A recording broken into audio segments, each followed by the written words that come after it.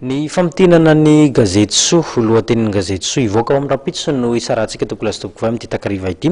Araka izany dia laharana fa 700 no aroso amintsika amin'izay ho andro ny rapitso izay.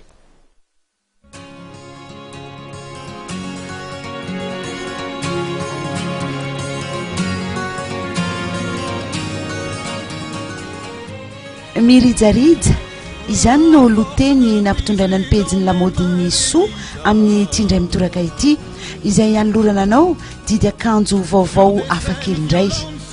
Mbola lamody ihany ny lokomena sahazanao.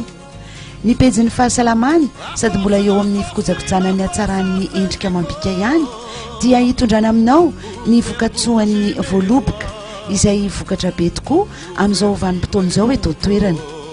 Ao koa ny fampahafantarana anao ireo sokajin-draha rehetra misy eo amin'ny olombelona sy ny toetoetra ny tsirairay arakaraka ny sokajin-draha misy azy avy.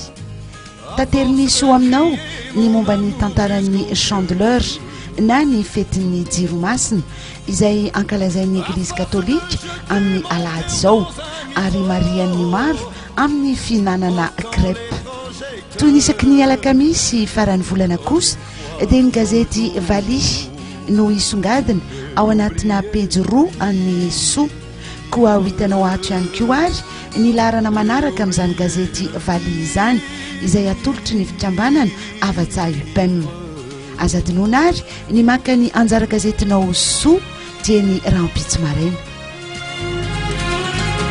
À force de courir la terre comme mbola amin'ny ranomasimbe andehanana no misy ny foibe n'ilay cyclone tropical intense felegna tany amin'ny 520 km tany atsinanany Mananara avaratra no nisy ny foibe zany tokony tamin'ny 3 ora tolakandro teo nisy ny fanapakevitra izay niraisany fitondram-panjakana amin'ny tsy sokafan'ny sekoly rehetra manerana ny faritra Nalamanga ho amin'izay andro ny rahampitso izay tokony sy topoko vavy isorana feno ianao nanaraka hatramin'ny farany fampalalamba voa teto amin'ny fahitalavitra Mat TV tamin'ity andro androany ity ho amin'ny rahampitso indray ny fotoanantsika manaraka felo matopoko.